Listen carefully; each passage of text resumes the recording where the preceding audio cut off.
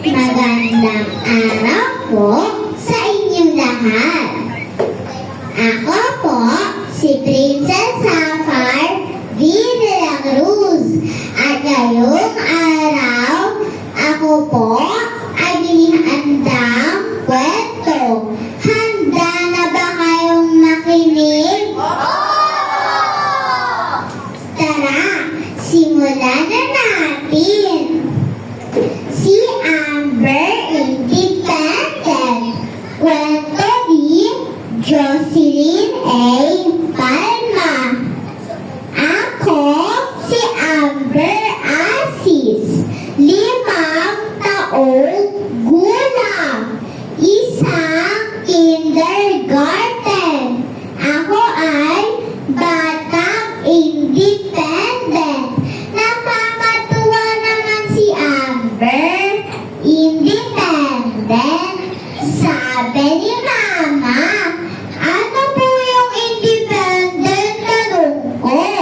Ang independent, ang tawag kapag tayo na mag-isa, hindi na kailangan ng tulong o kasama.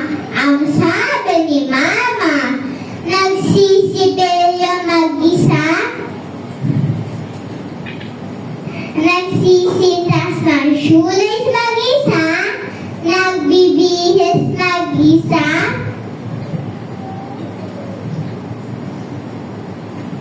marunong maghugas ng kamay bago at pagkatapos kumain.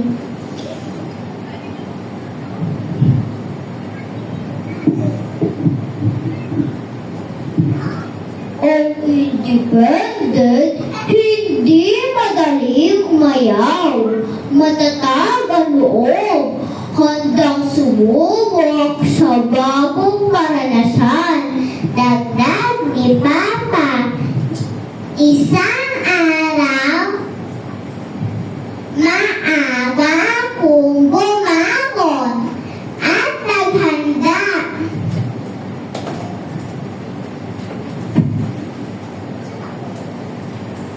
Unang araw ng pasukan, sabik na akong pumasok. Sabi ko kay Mama, sinamahan ako ni Mama sa tapat ng silid-aralan. Bigla akong kinabahan. Nagbago ang isip ko. Uuwi na ako. Hinawakan ko si Mama, tapos binulungan ko siya. Mama, uuwi na tayo. Pinigilan ko ang pag-iyak. Gusto mong mag-aral, hindi ba na? Nagunahan ang mga luha sa mama ako. Pero tumango ako. Natatakot po ako, Mama. Niyakap ako ni Mama. Pagkatapos, malambing na pinahid ang mga luha ko. Kaya mo yan, anak. Sabi niya sa akin, independent ka, hindi ba? Opo, sagot ko.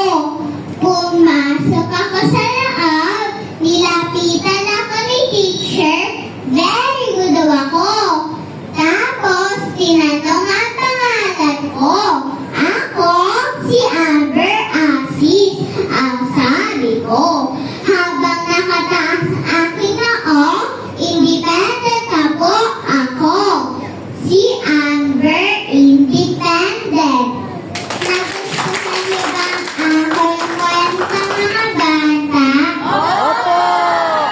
Tandaan, lagi tayo makinig at sumunod sa ating mga magulang.